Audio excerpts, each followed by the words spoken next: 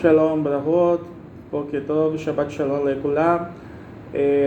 Nós passamos do período Tisha B'Av,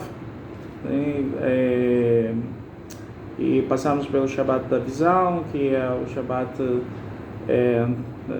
que se diz o Shabbat Hazon, né, que é nesse Shabbat que os médicos hasídicos dizem que cada judeu pode contemplar a visão do terceiro templo e a redenção e a construção de toda a Nova Jerusalém, no sentido de estar a presença divina novamente na sua totalidade em Jerusalém. Com a divisão do povo judeu, houve aí na Galut, a Shekhinah fica onde cada judeu se encontra e cada Kohen se encontra, e a Shekhinah fica presente ali dentro para pequenas inspirações divinas. Bom, esta semana nós começamos com o quinto livro da Torá, o livro de Devarim, a Parashá é Devarim 1:3-22. A Haftarah de Devarim é o Hanavi Yeshayahu, o profeta Isaías, 1:27. Então, esse livro é conhecido na literatura judaica da seguinte forma. O livro de Devarim, que é no termo grego Deuteronômio, é chamado de Mishneh Torah dentro da literatura rabínica, tá? Mishneh, revisão da Torá, né? E porque na verdade seu conteúdo foi falado por Moshe Rabbeinu ao povo judeu durante as 5 semanas finais da sua vida, enquanto o povo se preparava para entrar em Eretz Israel, né, na terra de Israel. Então, Moshe explica e vai comentar muitas das misvotos ortogadas previamente, outras que aqui vão aparecer pela primeira vez. Também adverte continuamente ali sobre sermos diligentes, fiéis dos ensinamentos de Hashem.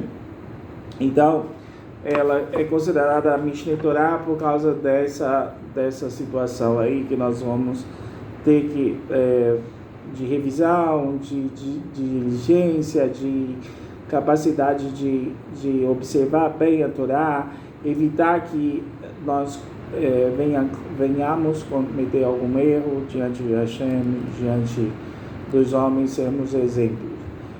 Então, em Devarim 1:22, 3 até, 1:3-22, começa com a velada censura de Moshe, na qual faz referência aos pecados, às rebeliões que o povo teve durante esses 40 anos anteriores no deserto, Bar Midbar, né?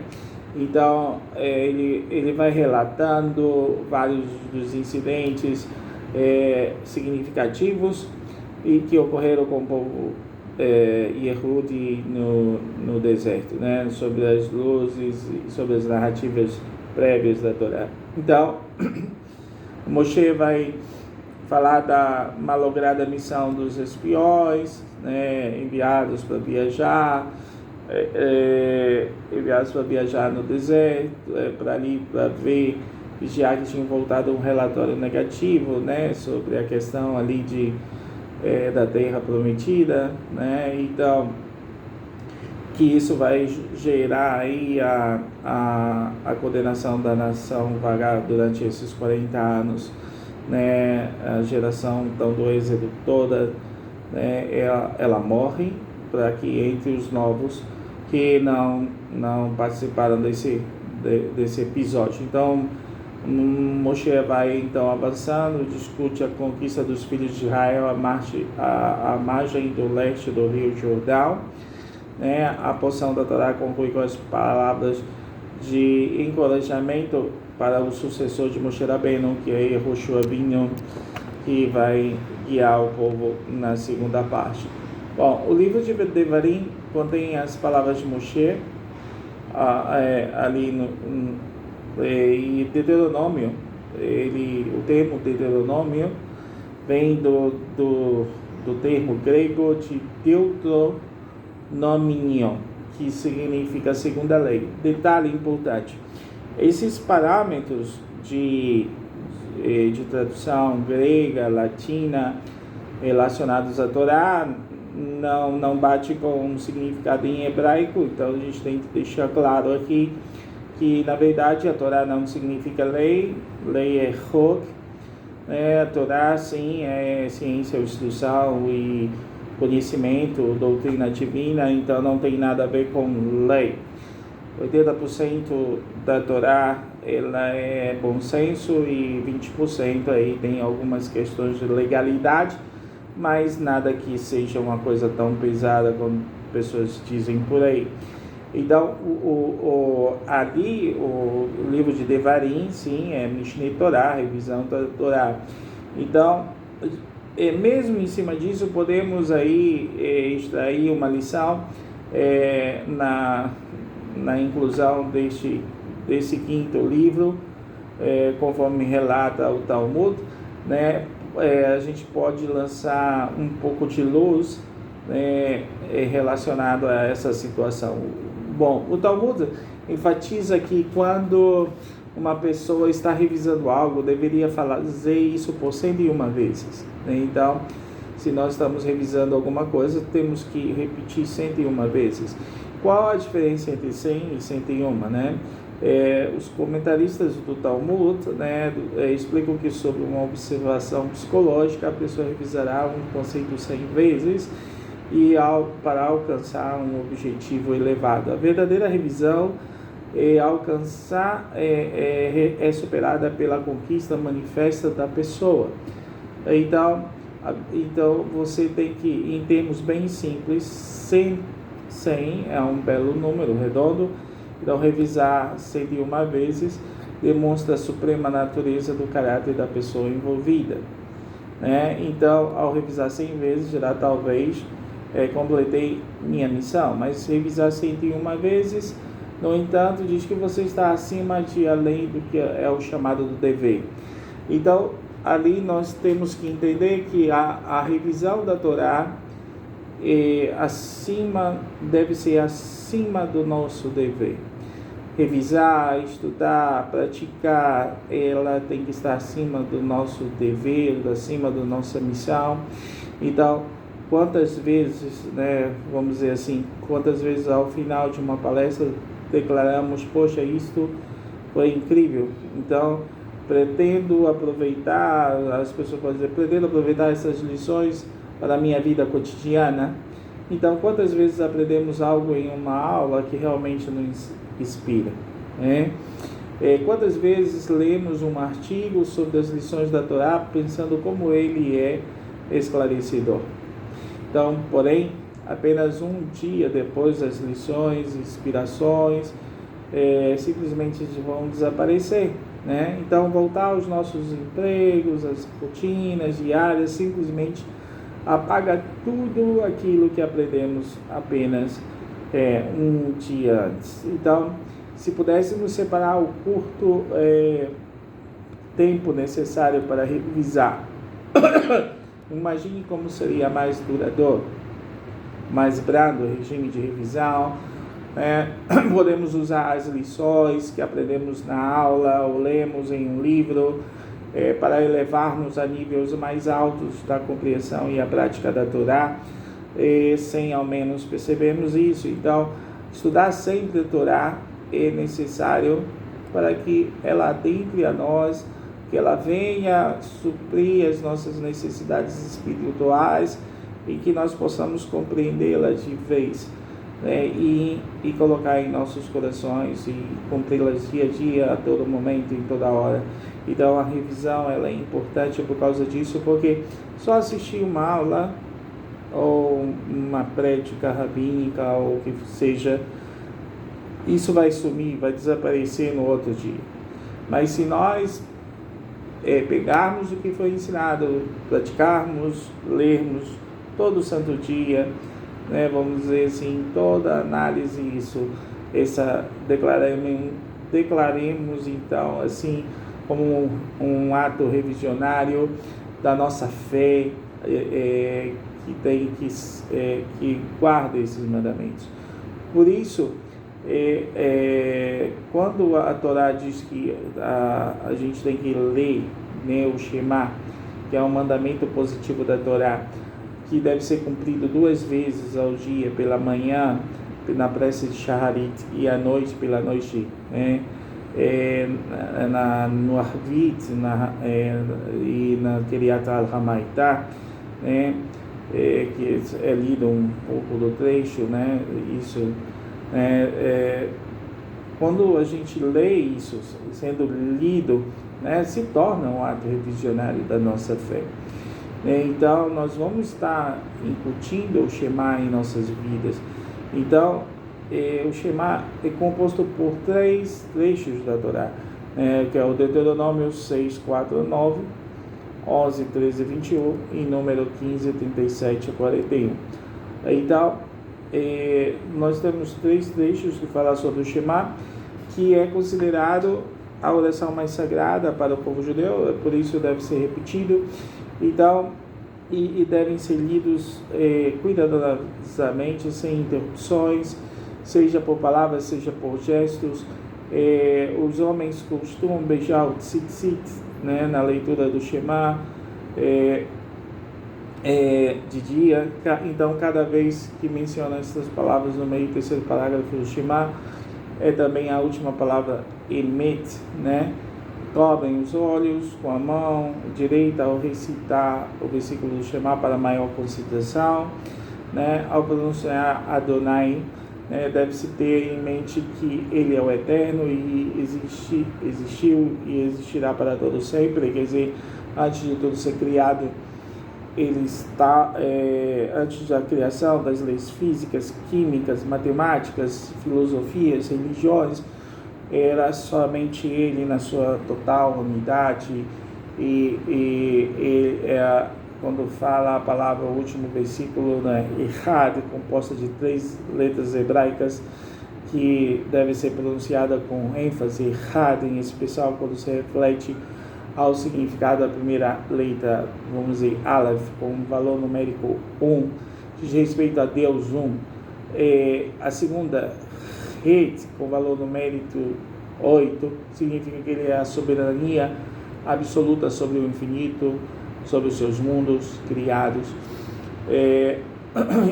E quando entra a letra Dalet, um valor numérico 4, lembra que ele também domina os 4 pontos cardeais, e no final do 3º trecho, as 3 últimas palavras antes de emetição, para declarar a verdade absoluta dessas coisas. Então, Moshe Rabbeinu explicou que em detalhes a primeira mitzvah, crer em Hashem, disse ele: Shema Israel, Adonai Eloheinu, Adonai Echad.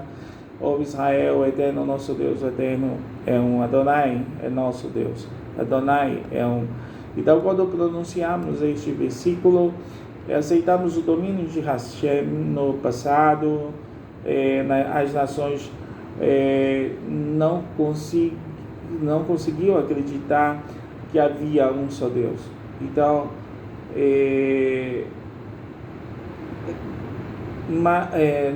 alguns pensavam que havia 2 ou mais divindades, uma boa e outra má, né? Que é o caso de a cultura zoroastra, né?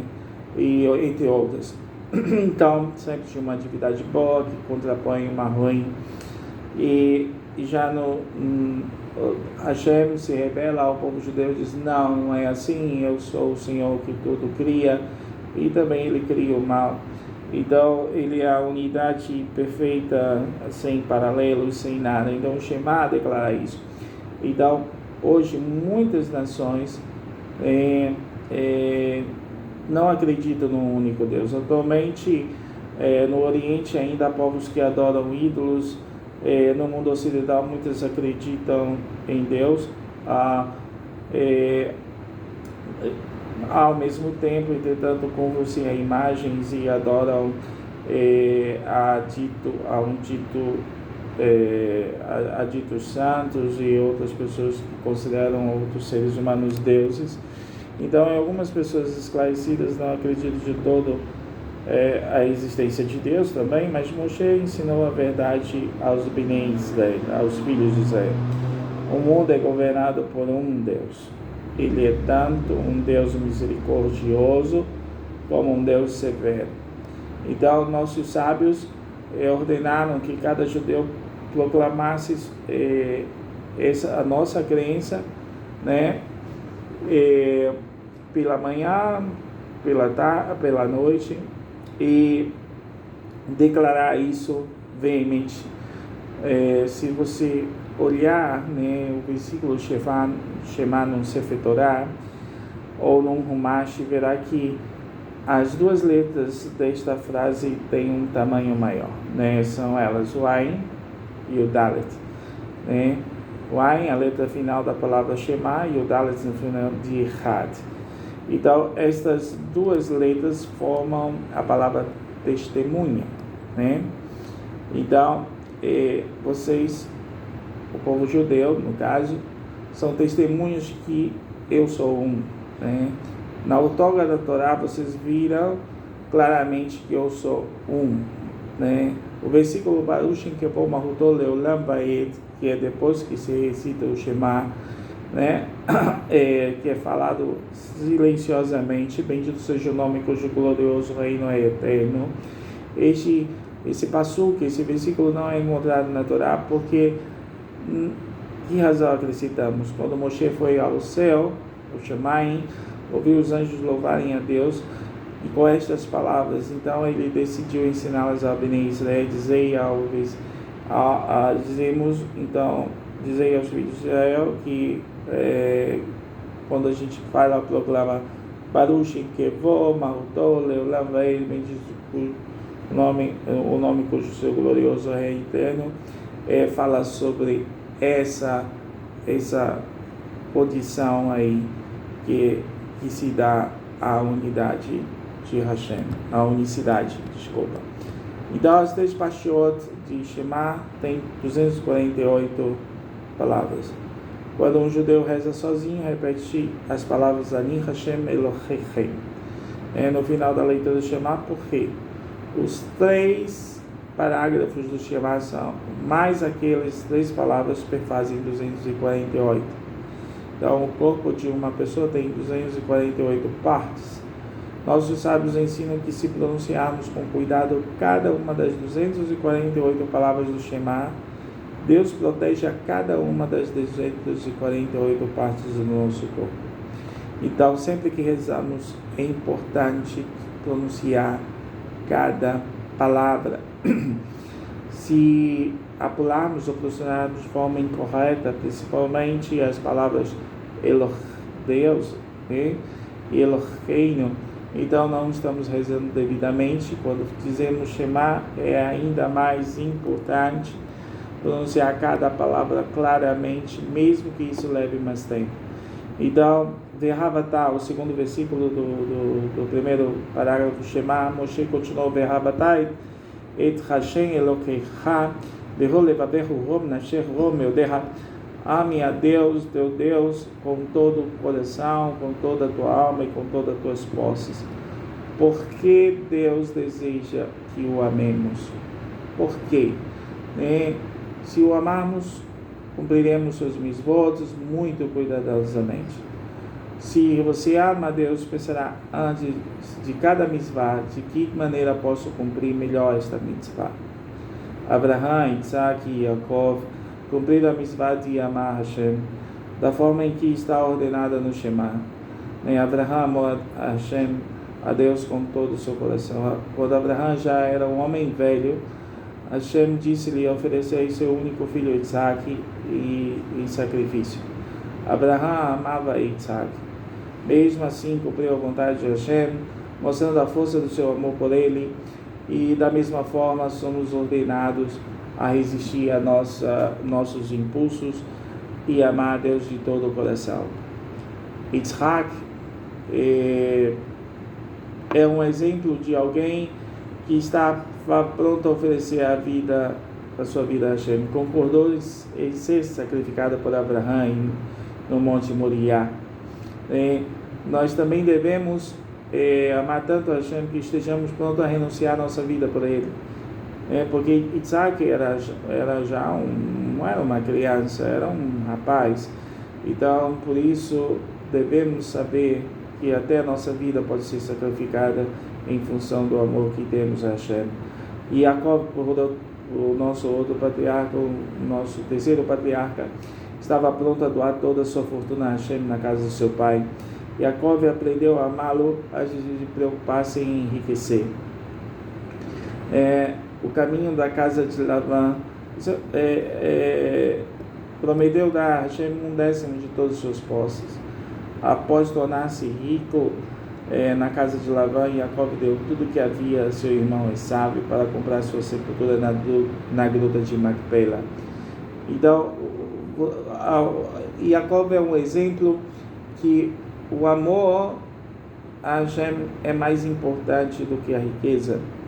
E existem algumas pessoas por aí que preferem ficar ricos do que amar Hashem, com uma tal de teologia de prosperidade que nem existe. Então, o exemplo de Jacob, que aí deu todo o seu dinheiro a Esaú, e para comprar a gruta de Macpela. Então, quando Moshe ordenou a Hashem, ame a Deus com todo o seu coração, com toda a sua alma, com todas as suas posses, pode usar os patriarcas como exemplos perfeitos. Então, Moshe continuou,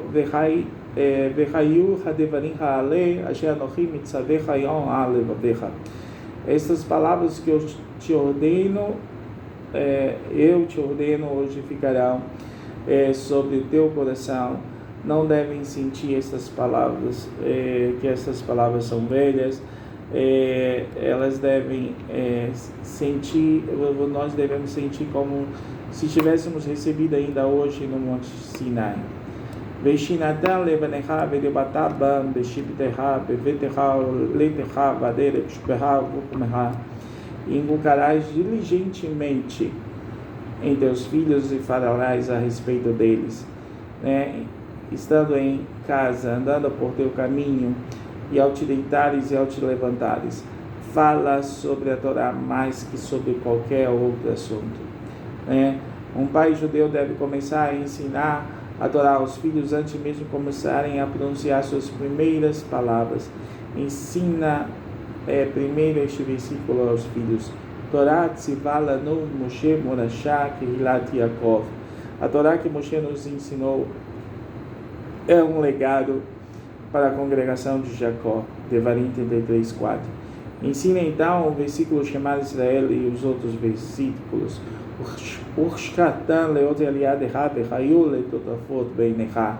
Atalaás como um sinal sobre tua mão, que é o tefilim, serão por filactérios em teus olhos. Então, quando o menino judeu atinge a idade do bar mitzvah, coloca o tefilim no braço, sobre a cabeça. O tefilim na cabeça são como uma coroa. O local onde o tefilim assenta sobre a cabeça é onde os reis judeus eram ungidos com óleo.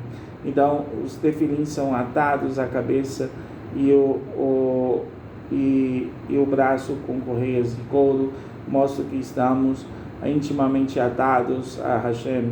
Os tefilins, na verdade, deveriam ser usados durante todo o dia. No passado, os judeus usavam tefilim o tempo todo, em casa, no Bet Hamikdash.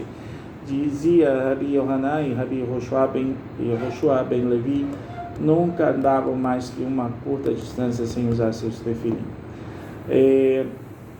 Gerações posteriores não eram suficientemente santas para colocar os tefilim durante todo o dia e começaram a usá-los apenas para as preces matinais. Bom, o rei Tadá, Mizod Beitahal Bisharecha, escreverás nos umbrais de tua casa e em teus portões, a cada vez que entramos e saímos de nossas casas, devemos olhar para essa mezuzot e lembrar-nos de cumprir as mezuzot. Veja como é importante o primeiro parágrafo do Shema, contém mitzvot muito importantes. Amar Hashem, aprender a ensinar a Torá, colocar tefilim, colocar mezuzot em nossas casas. Isso é muito importante para que nós tenhamos o amor necessário para com o Criador de nossas vidas e de todo o universo. Amar verdadeiramente, se entregar em amor para Ele e cumprir seus mitzvot como devemos fazer. Que Hashem abençoe a todos nós nesse Shabbat, e esse Shabbat seja um Shabbat bom, maravilhoso, de muita comunhão a todos nós. Shalom, shalom.